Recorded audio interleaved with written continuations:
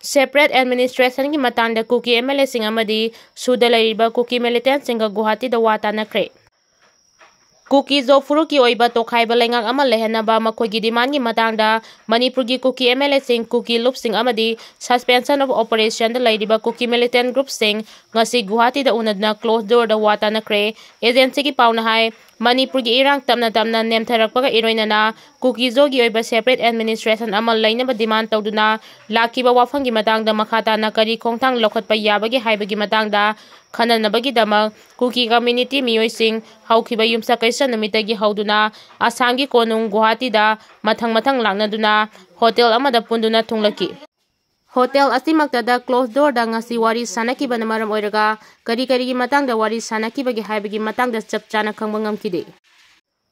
Aduma po mifam aduda sarug yakiba miyoi amana phongdorapagi matung inadi Manipurda Kuki zo miyam tathi tawoina amadi namthaduna lagliba asidagi free oinaba Indian Constitution ki makada community asigi oiba separate administration Indian Constitution ki makada community asigi oiba separate administration ama soidana leihanabagi matangda kupna khana ki hairi loinana Manipur manungda Kuki zo gi oiba separate administration ama leihanaba makoigi dimana si Phangnab central government ta makoigi oiba karamba wafam sing thamduna taksingani haibagi matangda su khana ki hairi Manipur da president rule thambadagi state asigi irang tapna Parakbaga iroinana lengaki matanggi oiba khongthangdi Manipurda matam chupagi oiba shanti leihanbagi matangdani Manipurda matam chupagi oiba shanti leihanabagi matangdani asiguma phibam asi lakpaga iroinana stakeholder pumnamangna tungda kari thabak lokhatkadage haibagi matangda wa khanaba hauragle haina atopa paugi likhun amana phongdoragli Assamgi makok thongba police officer amana Manipurgi Kuki MLA Singh Kuki Lup Singh amadi suda lairiba group Singh gi oiba mifam ama ngasi Guwahati gi mafam amada pangthokre haiba astumani adubu wari adu mafam asigi administration da hana khangalamba tawdana pangthokibani mifam adu ngasi nungthil athengba fawba pangthoki adubu masigi matangda aikhoida paw amata hana pirakiba leite aikhoina phangba pawda mifam aduda miyoi 15 rom sarugya ki haiba khangle haina PDI da phongdoragli Ningsing bayai, Chief Minister Nongthoma Birena sahi asigi February 8 da Chief Minister Fam Thadokraba matung February 13 da Manipurda President rule thamlakkibani. Kumda 2023 fawba leigadaba Manipur Legislative Assembly haudik suspended animation da thamlibani. Ukhrul da 15 suba naga plebiscite pangthokre Indiana naga political issue lumna logde India mabuktel tengde hain Nscn-Im na phongdoragli.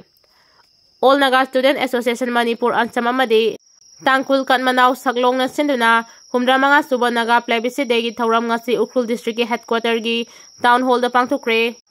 thauram aduda Nscn-Im GPRN gi member collective leadership RH Rising Nscn GPRN gi member collective leadership Kraibo Sawang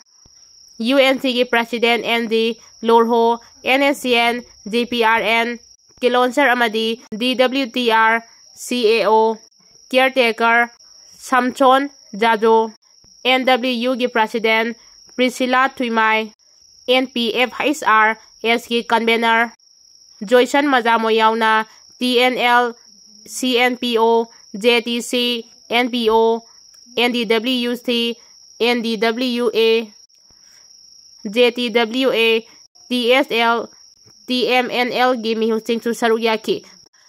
thauram aduda sarugyaki basingna atubada naga political solution purangnaba wafam phongdokpaga loinana Indiana ngasi fawba naga isugi waroisen puraktaba Indiana ngasi fawba naga isugi waroisen puraktana thambagi pendaba wafam sing thamki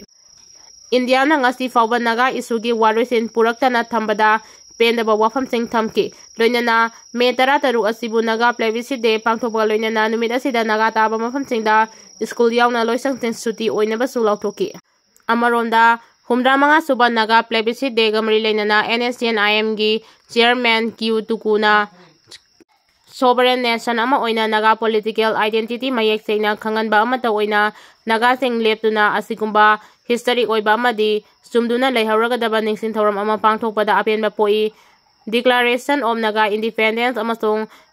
plebiscite yumpham oikiba framework agreement ki dama naga singna matam pumbada lepkani haina phongdokre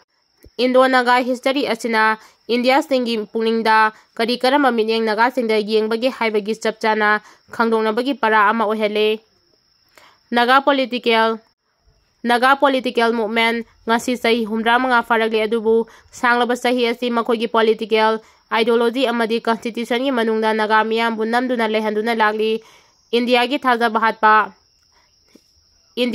bahatpa lamchana aikhoina aikhoigi hakkidamak Indiana thaja bahatpa lamchana aikhoina aikhoigi hakkidamak mangda hena khongpham chena letuna sangsinbagi thongna piba oina thokle Naga nation amagi senglaba sovereign right pu occupational force na kaidonungda maithiba piba ngamloi haibase senglaba naga political movement asina taglibane haina su phongdoki Siri Lily Festival gi matang da government na tumina election ba yaroi haina Federation of Haumina phongdokre thase gi kundagi kunmari fawba ukrul da pangthokadoriba mangarak suba state level Siri Lily Festival asida malengi miyoy kayana saru yagadoribani Festival asi state level festival gi mahuta international Siri Lily Festival haina onthoktuna international gi thakta sinba mathau taragle masi oinaba Manipuri governor na so mathangi jai lisingani kuntaruk tagi hauna sinpham thoi haina Haumina thadrokba sirol aman haidi sirol asina makhata na haidi bana festival asigi dama kadai fawba security arrangement tawkhrabagi haibadu miyamda khangan pam thoi festival asida miyam aki akhang leitana chathan ba haibasi government ki mathawni Kuki gi lup amana festival asida maite chatpa yaroi haina phongdok leikre aduga amu Kuki gi lup amana chu madu makhoiga mari leinade haina sengdokpa leikre sengdokliba sing asina makhoina taba lam phawduna maite chatpa yagani haibadi nate Kuki singna maite singna Siri Lily Festival asida sarug yaragadi hena mapung faragani haibasi khangi madugi wakhalon aduda miyamda threat tawba press note adu thokpani masida government ki maikedagi makhoigi mathakda lokhatpam thokba action amata lokhatana amasung tumina election ba haibasi singna ningai ni Kuki terrorist singna Kashmir gi Pahalgam terror attack adugum tawrakloi haningai leite Kuki singna menungsi khangdana misam kaya hatkre national highway ngasi fawba thingduna leibada India government na tumina leidi masi pumnamak singa se yenglabadi government ki thawong asi lumna lofom thoi Sri Lily Festival 2025 asi thamoi sengna Manipur government na pangthongning labadi chatkadoriba miyam khudingmakta akai atoi misimina amada thogaloi haibagi chapchaba pifam thoi hana sunaba hata hasanu makhata na tawgani hainabadi yare haidi ngamkhai baring da security ki thabak hena kanthakre Chandel ge new samtal kulga nakna ba Indo Myanmar ngamkhai paring nakna leiba mafam amada thase ki tara mari da Assam Rifles na Burma da bestoba Kuki lal hobatara hat pagaloina na yamlaba khulai sing phangba ngamkhraba matung ngamkhai paring da security na ngangsen bagi thabak hena kanthakre